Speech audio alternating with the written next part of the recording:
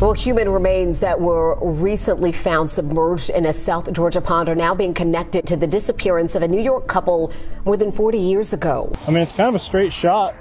If they turned around and they just kept going forward, I think it's a car.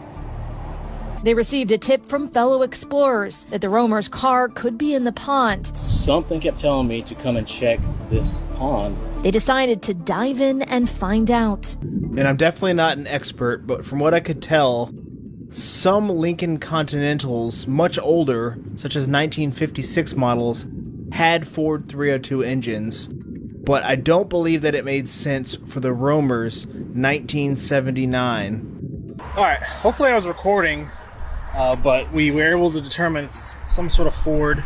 Saw that Ford logo with the 302. What did you say it was? It's a Ford 302 air breather lid. Air breather? Yeah. But it's a white vehicle. Everything I'm saying white or silver, so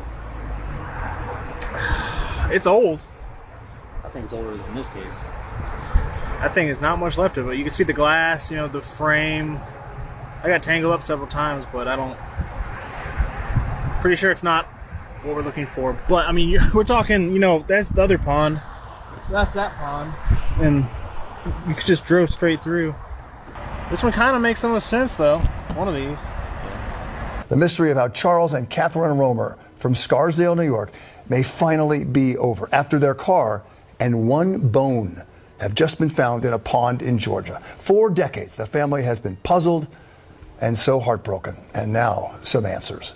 The disappearance of Charles and Catherine Romer of Scarsdale 44 years ago in Georgia has haunted their families ever since. All the investigations and everything, and psychics and everything, the police, they worked so hard and they thought it was foul play. But just today, Christine Seaman learned that a 1979 Lincoln Continental was found in a pond in Brunswick, Georgia on Friday. It's believed to be the car Seaman's grandmother, Catherine, was in with her husband, oil executive Charles Robert Romer, when they vanished in 1980. The rusted vehicle contained a human bone. Investigators now plan to drain the pond to look for more remains and more clues. During our search for the Romer's missing Lincoln Continental, we scanned 2 ponds beside the hotel that they stayed at.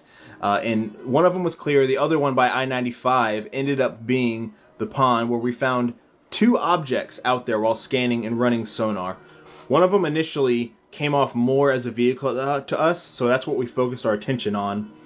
We sent our drone down and our submarine for a while until it ran out of power, but we were able to determine that it was a Ford vehicle of some sort, which we later discovered to be a Ford Torino.